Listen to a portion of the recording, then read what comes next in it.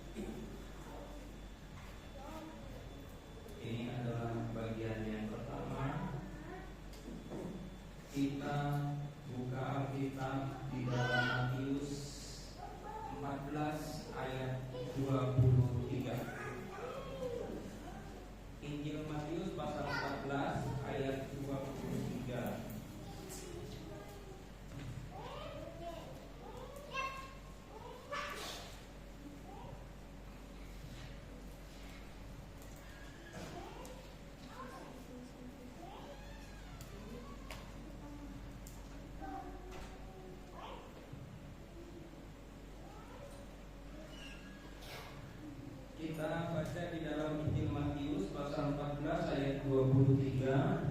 Saya bacakan. Dan setelah orang banyak itu disuruhnya pulang, Yesus naik ke atas bukit untuk berdoa seorang diri. Ketika hari sudah malam, ia sendirian di situ. Kemudian kita juga membaca di dalam Lukas 6 ayat 12. Coba kita lihat.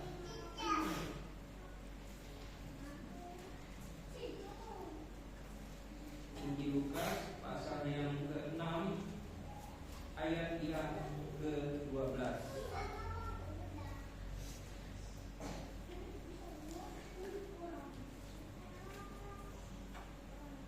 Saya bacakan. Pada waktu itu pergilah Yesus ke bukit untuk berdoa, dan semalam-malaman ia berdoa kepada Allah. Kalau saya membaca ayat ini bicara tentang doa secara khusus, itu adalah doa pribadi. Karena dikatakan dari dua ayat ini, Yesus pergi ke bukit sendirian. Di bukit dia berdoa semalam-malaman. Ya. Kita baca Alkitab, Bapak Ibu Saudara, mulai dari kitab Kejadian sampai kitab Wahyu, hanya ada satu kata yang disimpulkan: Yesus. Dan ada ungkapan Yesus yang sangat bagus yang dia sampaikan kepada kita semua. Aku memberi teladan kepada kamu supaya kamu berbuat sama seperti yang aku perbuat. Ini jelas Bapak Ibu Saudara, Yesus itu teladan kita. Dari perkataannya, tindakannya, perbuatannya, gaya hidupnya, itu teladan kita. Ada banyak teladan Tuhan Yesus. Kalau kita baca Alkitab, yang pertama, dia punya kebiasaan berdoa secara pribadi. Yang menjadi pertanyaan, adakah kita berdoa kepada Tuhan? Ini hal yang pertama, secara pribadi. Ya, saya katakan sekali lagi Bapak Ibu Saudara, adakah kita berdoa?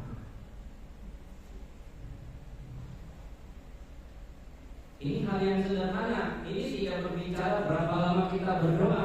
Pertanyaan, ada enggak kita berdoa kepada Tuhan seperti yang dilakukan Yesus? Oh, saya berdoa, mau makan berdoa, mau tidur berdoa, mau jalan berdoa. Ya, saya sampaikan kepada Bapak Ibu Saudara, jika doa yang seperti itu memang benar berdoa. Kalau seperti itu, Tuhan, saya mau jalan ke Kumai. Tolong lindungi, jaga, pelihara saya, supaya saya bisa tiba di Kumai dalam keadaan selamat, dan kembali ke rumah saya pun dalam keadaan selamat. Kalau mau jalan, mau kerja, kalau ada makanan, Bapak, terima kasih atas berkat yang kau berikan ini. Biarlah ini jadi kekuatan bagi tubuh jiwa roh kami, menjadi kesehatan kami. Itu doa makan. Doa tidur, Bapak, terima kasih Engkau sudah menjaga kami sepanjang hari ini, dan tiba saatnya bagi kami untuk istirahat tidur. Dengan iman dengan iman, Engkau adalah tembok berapi bagi kami yang memagari kami. Kami minta Engkau menjaga kami di dalam istirahat tidur kami. Kami minta malaikatmu berkeliling bagaikan tembok berapi mengelilingi kami, dan bangunkan pagi hari dalam tubuh yang sehat dan kuat, supaya kami sudah beraktivitas, supaya kami bisa beraktivitas seperti biasa. Doa seperti ini benar apa salah? Doa seperti ini Bapak Ibu Saudara, doa yang benar. Tetapi kalau kita meneliti baik doa makan, doa tidur, mau doa berjalan, arah doanya kemana? Kalau mau makan, Tuhan berkati makanan ini supaya bagi kesehatan bagi tubuh jiwa roh saya, supaya jadi kesehatan. Doa ini bicara tentang saya kepada Tuhan. Mau jalan kemana, mau kerja, Tuhan lindungi, jaga, lindungi dari kecelakaan, bara bahaya atau apapun. Fokus doanya itu adalah saya. Mau tidur. Inti ketiga doa ini adalah sama saya, bukan Yesus. Saya tidak menyampaikan kepada Bapak Ibu Saudara bahwa doa ini salah. Tapi kalau hidup kita mau pagi, siang, sore, dan malam pun di dalam pelayanan, kalau seluruh semesta ini berfokus kepada saya, itu benar apa enggak? Ini mindset, kata orang di atas sana. Mindset. Ini pola pikir. Ya, orang Kristen mindset, pola pikirnya harus diubah. Doa seperti ini benar, tetapi apakah doa Yesus itu seperti ini? Semalam-malaman.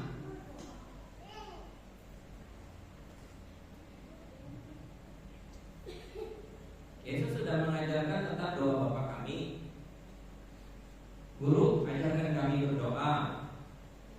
Ditulis itu di dalam Injil Matius maupun Injil Lukas. Injil Lukas kalau nggak salah doa Bapa kami. Di Taman Getsemani, Tuhan Yesus juga berdoa. Dan di situ kita bisa melihat bagaimana doa Yesus, isi doanya. Intinya di Taman Getsemani, Bapa, jadikan mereka ini satu. Mereka ini siapa? Para manusia yang percaya kepada pemberitaan Injil firman Tuhan. Sama seperti kita adalah satu.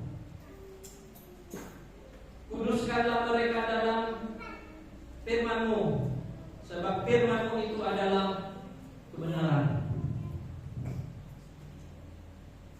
Ini adalah salah satu contoh doa. Bapa kami yang di surga, dikuduskanlah nama-Mu, datanglah kerajaan-Mu, jadilah kehendak-Mu di bumi seperti di surga. Kemudian baru doa tentang saya, tentang kita manusia. Berkati kami makanan pada hari ini yang secukupnya, dan bagian yang lain lepaskan kami dari yang jahat. Ini dasar untuk pelayanan pelepasan. Yesus memberi contoh teladan kepada kita bahwa Dia mengkhususkan dirinya,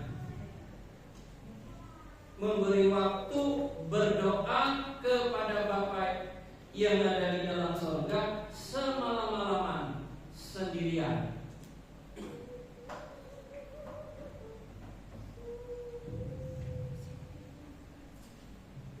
Saya menekankan dua hal.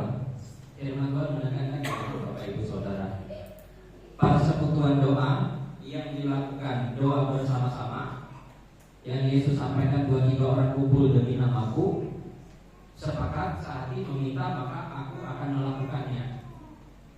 Persekutuan doa atau doa bersama-sama itu paling sedikit 2 orang atau 3 orang. Nah, Yesus mengajarkan itu. Janganlah kau meninggalkan pertemuan ibadah seperti yang dia dibiasakan oleh beberapa orang. Tuhan menekankan perlunya persekutuan doa.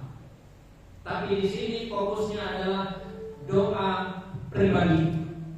2 hal ini tidak boleh ditinggalkan. Doa pribadi ada, persekutuan doa ada. Kalau kita mengadakan doa pribadi tanpa adanya persekutuan doa, ingat Bapak Ibu Saudara, dukun dengan pendeta itu tidak berbeda. Ya, dukun dengan pendeta. Bedanya di mana? Kalau orang yang tidak punya Roh Tuhan, Roh Kudus, tidak punya firman, mereka nggak bisa bedakan ini. Dukun dengan pendeta itu sama. Yang berbeda adalah spiritnya, rohnya. Kalau hamba Tuhan, pendeta, nabi, imam, ataupun rasul, ataupun apa sajalah, guru penginjil, spiritnya adalah Roh Kudus. Tetapi kalau dukun, spiritnya adalah roh jahat. Ayo kita berdoa sampai kita penuh dengan roh, lalu bahasa roh. Apakah orang yang berbahasa roh ini ketika dia kepenuhan roh itu Roh Kudus?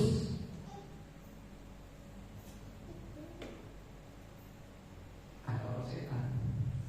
Bagaimana kita bisa mengetahui bahwa di dalam orang itu Roh Kudus atau roh setan? Sementara roh itu tidak bisa dilihat.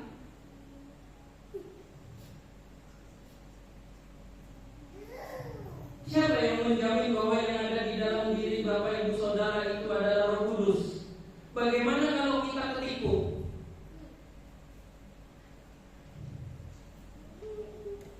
Ternyata kita kira Roh Kudus, ternyata roh setan. Yang kita kira itu roh setan, ternyata itu Tuhan. Murid-muridnya saja bisa salah, apalagi kita makan, minum, tidur hari-hari bersama dengan Yesus. Ketika Yesus berjalan di atas air, mereka bilang apa? Hantu.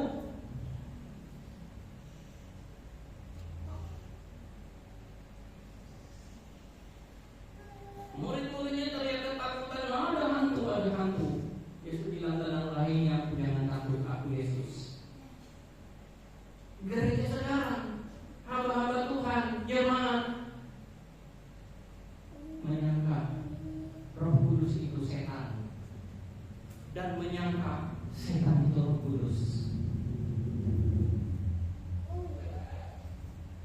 Ya kalau itu secara fisik kita gampang untuk membedakannya. Tapi kalau itu spiritual, gimana kita membedakan? Kita undang hamba Tuhan, ternyata dia penyihir. Khotbah di sini ada mujizat, ada puasa, bisa bahasa roh. Ternyata penyihir, ternyata dukun. Dukun menyampaikan firman Tuhan. Bagaimana itu Bapak Ibu Saudara? Hamba setan menyampaikan firman Tuhan. Kayak apa? Bagaimana jemaat bisa tahu ini firman dari Tuhan dan ini firman dari roh jahat? Ya. Jadi orang menekankan doa pribadi tanpa adanya persekutuan. Saya tidak perlu dengan khotbah para hamba Tuhan. Saya bisa baca kitab sendiri. Saya memahami Alkitab. saya baca kitab, saya berdoa di rumah, saya memuji Tuhan, saya menyembah sendirian.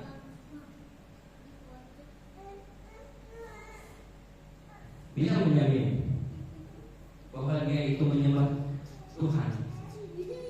Dan banyak kali kami menemukan Bapak Ibu Saudara yang disangka itu Tuhan, ternyata setan. Bisa bernubuat, bisa bahasa roh. Dan kalau orang tidak mengerti itu, wah, ini pekerjaan Roh Kudus. Untungnya hanya sebatas bisa bernubuat dan bahasa roh. Kalau dia punya karunia kesembuhan bagaimana? Wah, tambah percaya orang. Ini kalau orang berdoa secara pribadi tanpa beribadah ke gereja, tanpa punya pemimpin, tanpa punya mentor, tanpa punya saudara seiman. Paulus katakan hendaklah kita saudara saling menasehati, saling mengingatkan, saling menjaga. Itu gunanya persekutuan doa. Firman Tuhan gak bisa satu arah. Saling mengingatkan. Doa pribadi penting, persekutuan doa penting. Yesus memberi contoh bahwa dia berdoa kepada Tuhan dan dia menginginkan kita untuk punya hubungan dengan Tuhan. Definisi doa Bapak Ibu Saudara, apa itu definisi doa?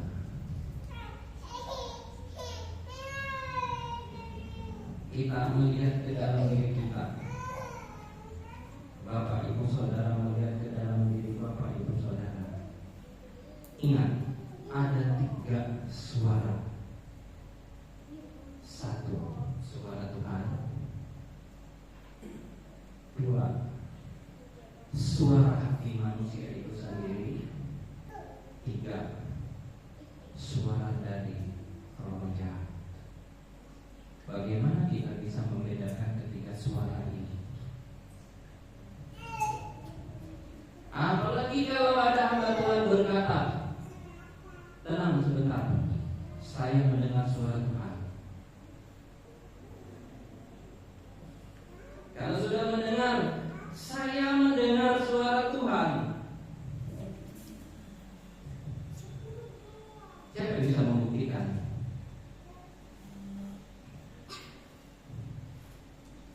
Oh, kita harus punya iman. Kalau ada hamba Tuhan bilang ini suara Tuhan, ada nubuatan, ini ada penglihatan, ini pewahyuan. Siapa yang bisa membuktikan itu? Oh, kita harus percaya, karena kita punya iman. Alkitab berkata, Bapak Ibu Saudara, ujilah setiap roh. Janganlah kau percaya kepada roh. Kita percaya, tapi ujilah roh itu. Dalam 2 hal kita boleh memuji Tuhan. Ya, hanya 2. Di luar itu kita mencobai Tuhan atau memuja Tuhan. Salah satunya adalah tentang roh. Kita diizinkan untuk memuji roh, termasuk roh yang ada pada hamba Tuhan, termasuk roh yang ada di dalam diri saya. Itu harus diuji. Bagaimana kita menguji roh itu? Ini Alkitab ini, segala sesuatu yang sesuai dengan firman Tuhan itu dari Tuhan. Segala sesuatu yang bertentangan dengan firman Tuhan itu bukan dari Tuhan. Contoh, kalau ada gereja mengajarkan seorang laki-laki boleh punya 2 istri, saya dengar perbuatan dari Tuhan dan penglihatan, dengar suara.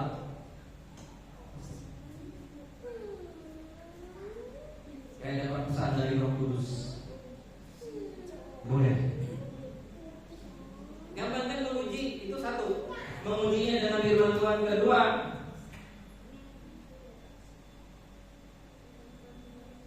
pohon yang baik akan menghasilkan buah yang baik. Pohon yang jelek akan menghasilkan buah yang jelek. Setiap orang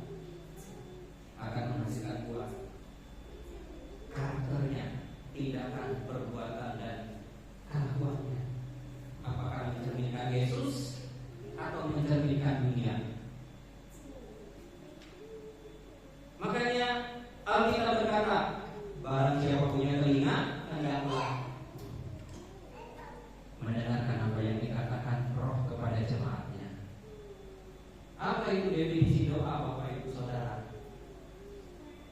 Saya ambil secara singkat, saya tadi sudah baca bahasa Ibrani, bahasa Yunani-nya. Ya, terlalu panjang, lebar.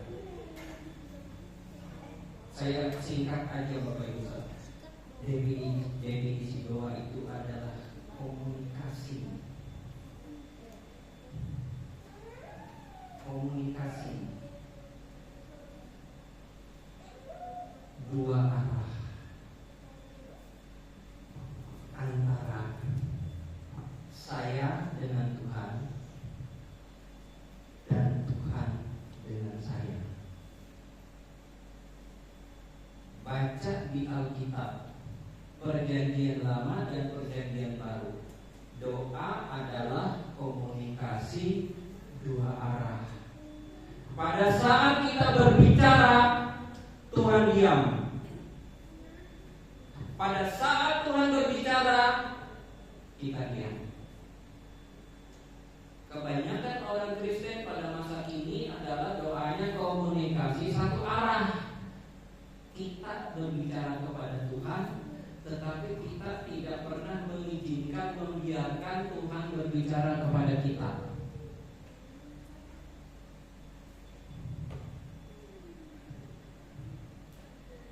Artinya apa? Kalau dalam doa kita itu hanya komunikasi satu arah, kita akan kehilangan kewajiban. Saya menyampaikan firman Tuhan kepada Bapak Ibu Saudara, saya perlu kewajiban dari Tuhan untuk membukakan pengertian dari ayat-ayat yang kita baca ini. Apa sih maksudnya?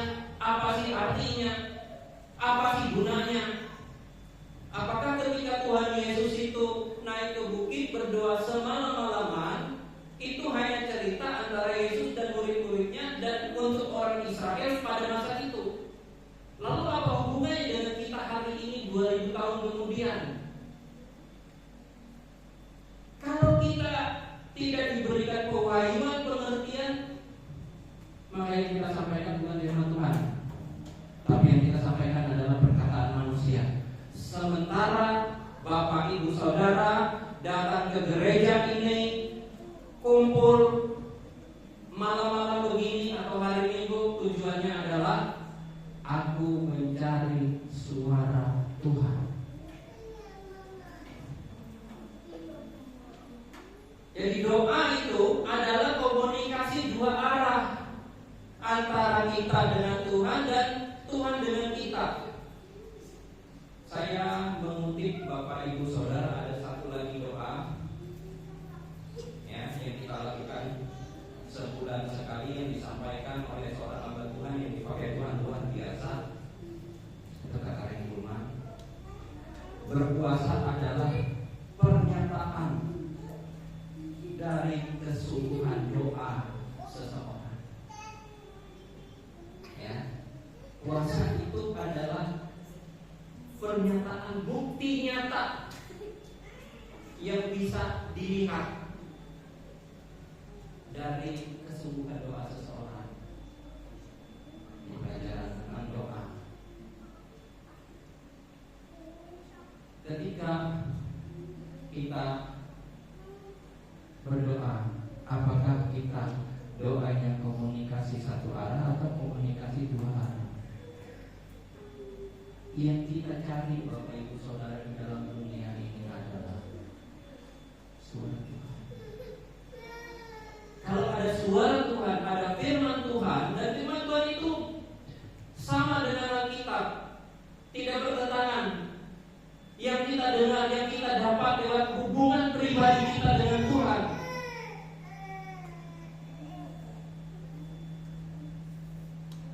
Maka kita tahu bahwa kita disertai Tuhan. Kita tahu bahwa pelayanan kita disertai Tuhan. Kita tahu bahwa apa yang kita lakukan di tempat ini Dimanapun kita berada, kita disertai Tuhan karena ada jaminan. Kalau ada firman Tuhan, ada suara Tuhan, itu jaminan kekal untuk keselamatan hidup kita. Kalau kita hidup ini hanya cari uang, cari pekerjaan, bangun rumah dan segala macam berumah tangga, ya itu tujuan, itu kehidupan kita di dunia. Kalau hanya itu, buat apa kita ke gereja? Buat apa kita nyanyi-nyanyi memuji Tuhan? Tadi lagunya sukacita. Buat apa itu semuanya? Tapi kita datang ke gereja ini menunjukkan bahwa hidup kita ini bukan soal makan, bukan soal pekerjaan, bukan soal urus anak dan segala macamnya, tetapi ada hubungan antara kita dengan Tuhan. Itulah yang kita cari.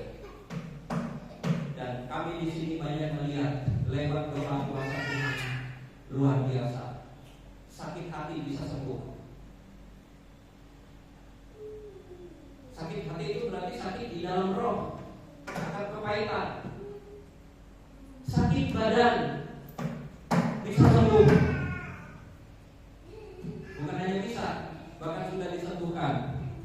Sakit jiwa, ya, ada 3 penyakit: sakit secara fisik, sakit secara kejiwaan, marah-marah melulu pagi, siang, sore, malam, subuh, ngigau pun marah.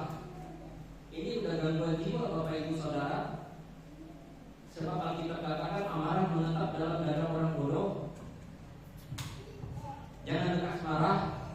Alkitab sudah bilang ciri orang IQ 78 pemarah.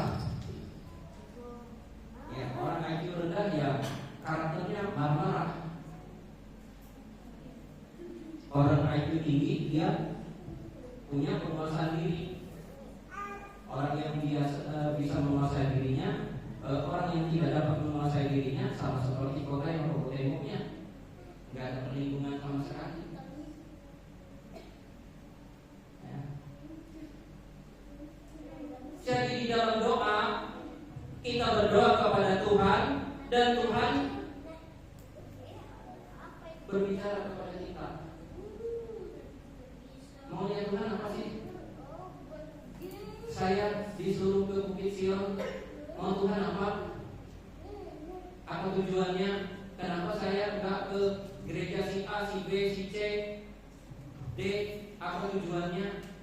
Tentu Tuhan punya maksud.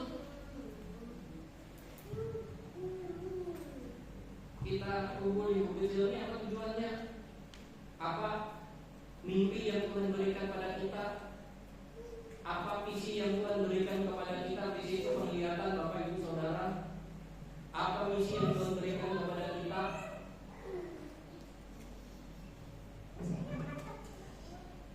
Jadi doa itu adalah hubungan pribadi kita dengan Tuhan, komunikasi suara antara kita dengan Tuhan dan Tuhan dengan kita.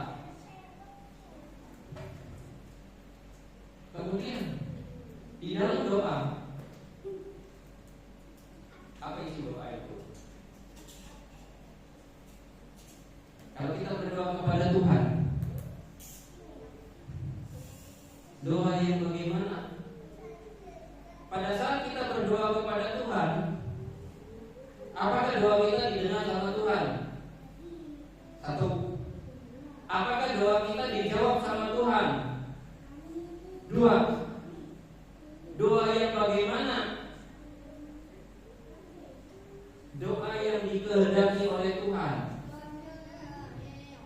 Kenapa kalau saya berdoa, doa saya tidak dijawab oleh Tuhan? Kenapa si A mendoakan orang itu sembuh, tapi kenapa saya mendoakan orang, kok orang malah mati?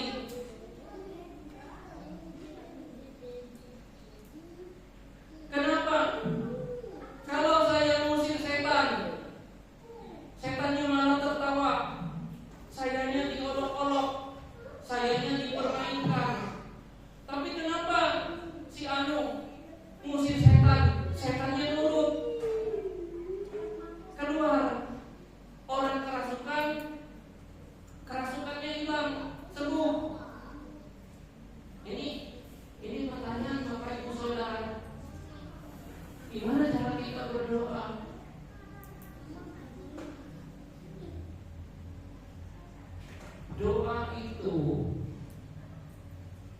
sama dengan, kalau saya terjemahkan pengertiannya, doa itu sama dengan mengetok pintu surga. Kita itu menggedor gerbangnya surga. Itu salah satu pengertian dari doa. Jadi kita itu bukan hanya sekedar berdoa biasa saja karena memang Tuhan suruh kita berdoa, ya kita berdoa. Bukan, Bapak Ibu Saudara. Dalam hal yang lain, Yesus berpesan kepada Petrus, kepadamu kuberikan kunci kerajaan surga. Apa yang kau ikat di bumi akan terikat di surga. Apa yang kau lepaskan di bumi akan terlepas di surga. Ini Bapak Ibu Saudara, doa yang dikehendaki Tuhan. Petrus itu siapa? Kalau itu firman untuk Petrus, gak perlu ditulis dalam Alkitab. Tapi firman ini ditulis untuk kita. Kepadamu, siapa mu itu? Saya, Bapak Ibu Saudara, diberikan kunci kerajaan surga. Artinya, kalau saya diberikan kunci rumahnya saudara Sur bilang, Ton, ini kunci rumahku.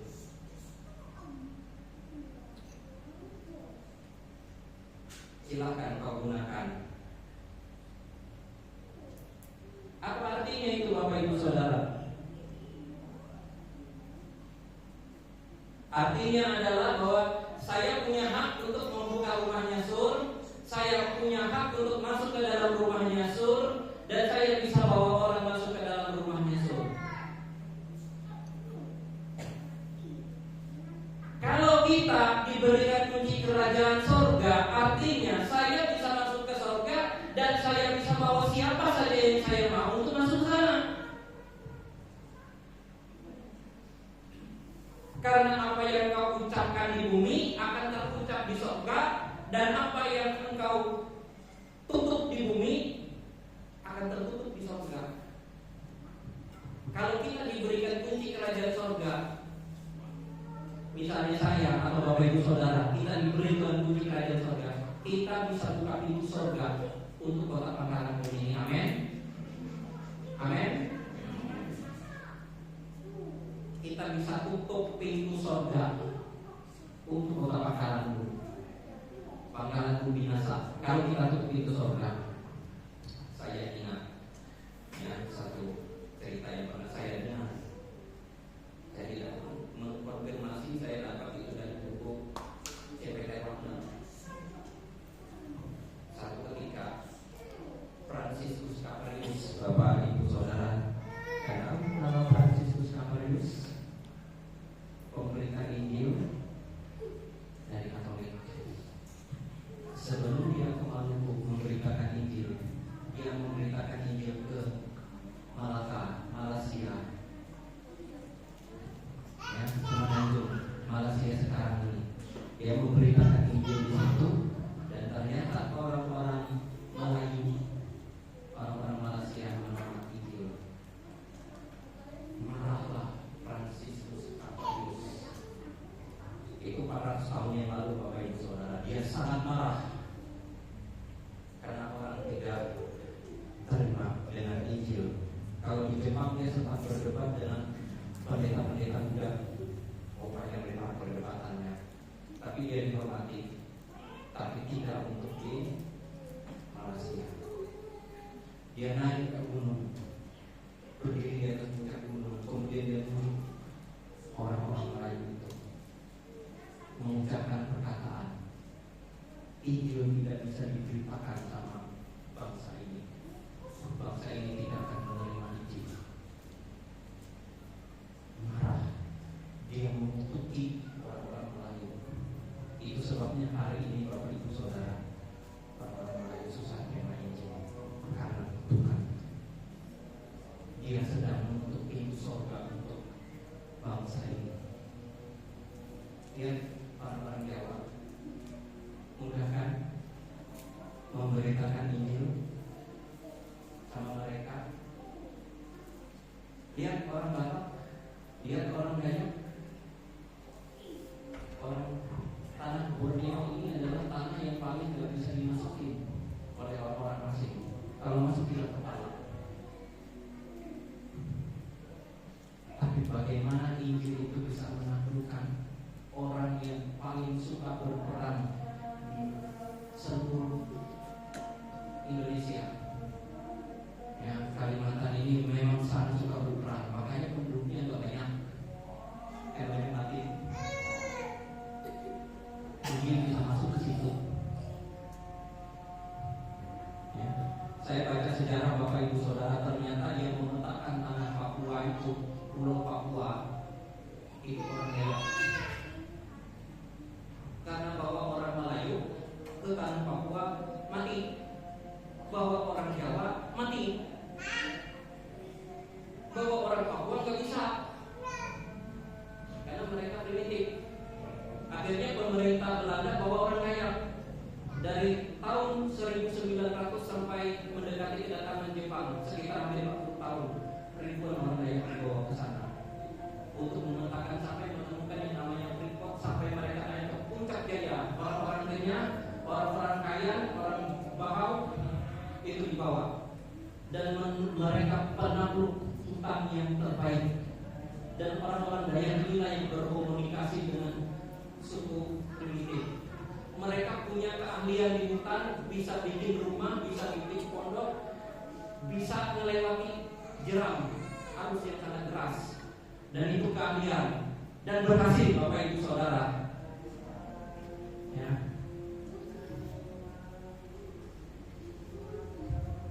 Makanya saya baca pertempuran di Semarang 5 hari 5 malam. Itu orang Jepang 400 tewas dalam perang. Saya dengar di Kalimantan Barat, tentara Jepang dibantu dengan tentara Taiwan, aborigin yang punya kebudayaan mirip dengan orang Dayak, suka buruk kepala. Ya, mereka menggunakan itu untuk masuk ke dalam hutan. Kurang lebih 3 ribuan tewas. Pertempuran di mana yang menewaskan tentara Jepang begitu banyak? Itu di Kalimantan Barat. Dibantai, perang di hutan, habis mereka. Ya. Tapi Kalimantan Injil bisa masuk. Bagaimana? Itu kuasa Tuhan yang luar biasa. Makanya kalau kita suka berdoa, kita diberi kunci kerajaan surga. Kita punya kuasa yang begitu besar. Kalau kita sedang berkhotbah, menyampaikan firman Tuhan, memberitakan Injil, tumpang tangan, mendoakan orang, kita sedang buka pintu surga. Pelayanan, sampaikan firman Tuhan. Maaf Pak Pendeta, saya tidak layak. Maaf saya tidak pantas, maaf saya tidak bisa ngomong. Sedang menutup pintu surga. Jadi intinya Bapak Ibu Saudara, pentingnya doa pribadi itu sangat ditekankan oleh Tuhan Yesus sendiri, dan Dia memberikan satu contoh bahwa Dia berdoa kepada Bapaknya semalam-malaman, dan Dia mau kita hari ini mengikuti Dia walaupun tidak harus semalam-malaman, tapi mana kita punya waktu, berdoalah kepada Tuhan. Jangan tinggalkan persekutuan doa. Jangan meninggalkan rumah ibadah. Kalau ada persekutuan, perkumpulan, pembacaan firman Tuhan, berkumpullah. Siapa yang khotbah itu tidak penting, karena Tuhan bisa berbicara lewat siapa saja, asalkan yang disampaikannya firman Tuhan, bukan kitab, bukan judul, bukan dongeng. Dengarkan itu, karena firman Tuhan itu kehidupan. Tanpa firman Tuhan kita mati. Ya. Hidup secara fisik, tapi mati secara jiwa. Kita mau supaya gereja kita ini menjadi besar dan berkembang, terjadi mujizat, terjadi pengurapan luar biasa. Karena lewat dua pribadi ini Bapak Ibu Saudara nanti akan berbicara tentang baptisan Roh Kudus. Lewat itu kamu akan menerima kuasa kalau Roh Kudus turun ke atas kamu. Ya, saya sangat menekankan sekali Bapak Ibu Saudara tentang baptisan Roh Kudus ini, karena pelayanan kita yang sudah dibaptis Roh Kudus dengan orang yang melayani belum dibaptis dengan Roh Kudus itu berbeda. Karena baptisan Roh Kudus ini pelayanan itu berjalan menuju kuasa.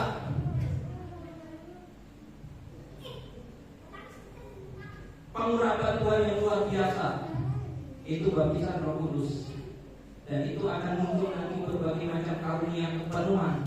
Dan kita perlu nubuatan, pewahyuan firman Tuhan untuk diberikan di dalam kehidupan kita hari lepas hari, sehingga kita tidak hidup di dalam ketakutan dan kekhawatiran, tetapi kita hidup di dalam keberanian, kebenaran tanpa rasa takut, termasuk takut akan kematian. Sekalipun aku berjalan dalam lembah kekelaman itu bayang-bayang maut, dunia orang mati, aku tidak takut bahaya, sebab gadamu dan tongkatku itulah yang menyegarkan aku. Ya, Bapak Ibu Saudara, bagaimana Paulus, bagaimana Petrus, bagaimana kehidupan mereka semua, orang yang dekat dengan Tuhan, yang suka berdoa, mereka tidak takut dengan itu. Amin. Buat firman Tuhan, mari kita datang kepada Tuhan. Untuk tentang isi doa Bapak Ibu Saudara nanti akan dilanjutkan oleh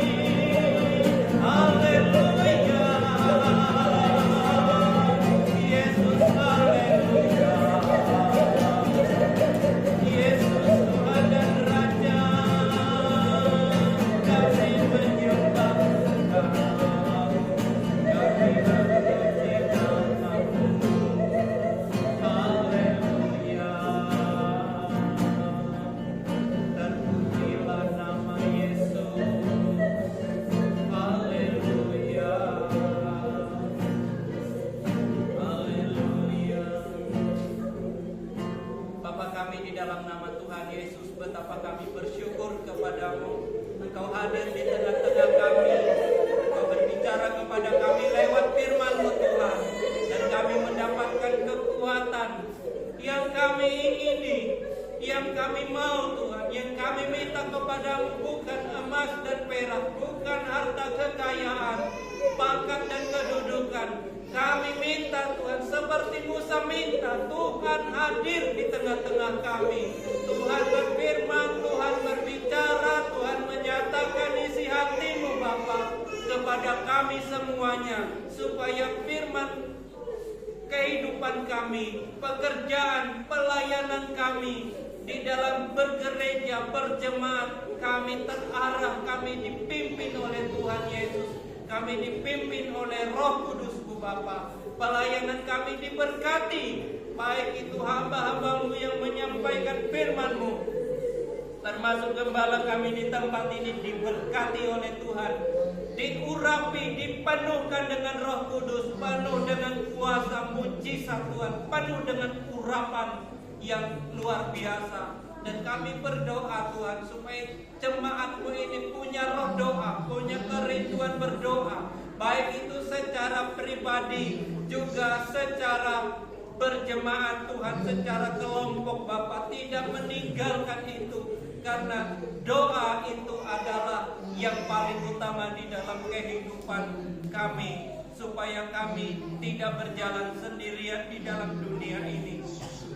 Kami mau Tuhan, Bukit Sion ini menjadi terang, bersinar, bercahaya, membawa kemuliaan Tuhan, membawa hadirat Tuhan, seperti nubuatan yang Tuhan katakan, seperti embun yang turun dari Bukit Hermon, mengalir ke Bukit Sion. Kesanalah Tuhan telah memerintahkan supaya berkat-berkat-Nya dicurahkan. Terima kasih Tuhan. Dan Engkau mendengar doa kami, seperti apa yang Engkau katakan di dalam Yoel. Barang siapa yang berseru kepada nama Tuhan akan diselamatkan. Sebab di Gunung Sion ada keselamatan bagi Tuhan. Kami percaya dengan iman Tuhan bahwa itu juga terjadi di tempat ini.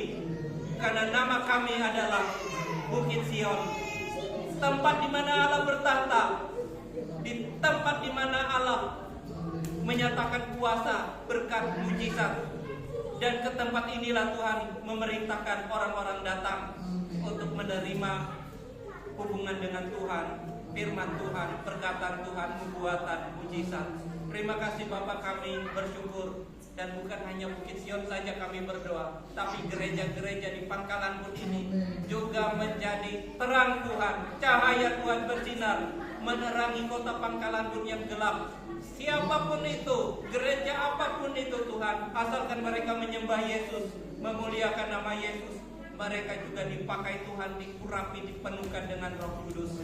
Kami juga berdoa untuk jemaat-Mu, untuk orang-orang tua, untuk orang-orang muda, anak-anak, juga anak kecil. Tuhan melindungi, yang sakit disembuhkan, yang lemah dikuatkan, yang terjatuh Tuhan bangunkan, yang mundur Tuhan panggil kembali, dan mereka boleh datang kepada Tuhan. Sebelum semuanya itu terjadi, mereka dipanggil kembali supaya mereka mendapatkan belas kasihan Tuhan, mendapatkan pengampunan Tuhan, mendapat pertolongan Tuhan, dan mendapat berkat dari Tuhan.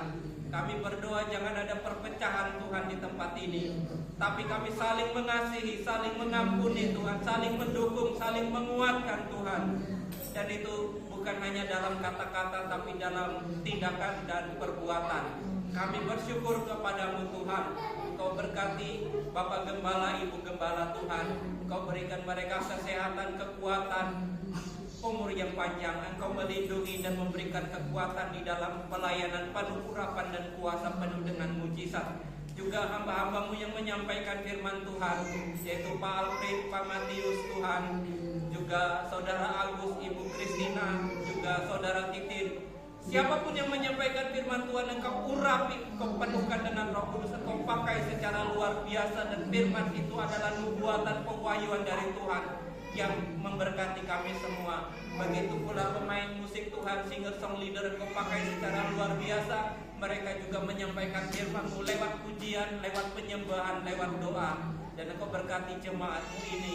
Kami berdoa supaya gereja ini dipenuhi oleh jiwa-jiwa baru yang diselamatkan Tuhan, yang bertobat, yang mencari Tuhan.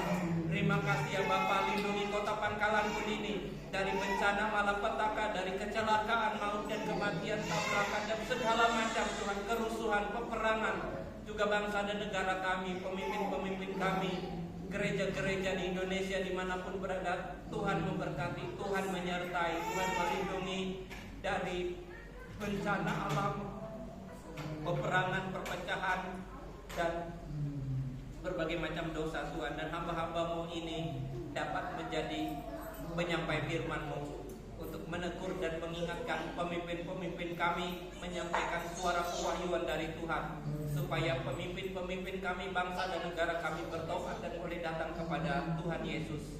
Terima kasih Tuhan, Engkau sudah memberkati ibadah pelayanan kami. Biarlah semuanya ini menjadi berkat bagi kami semua. Dan sebentar kami akan kembali ke rumah kami masing-masing. Kami minta perlindungan Tuhan, kami bisa tiba di rumah dalam keadaan selamat, tubuh, roh, jiwa sehat. Terima kasih Bapa. Ini doa kami serahkan hanya ke dalam tangan-Mu, di dalam nama Tuhan Yesus. Haleluya. Haleluya. Angkat tangan saudara. Tuhan memberkati engkau dan melindungi engkau.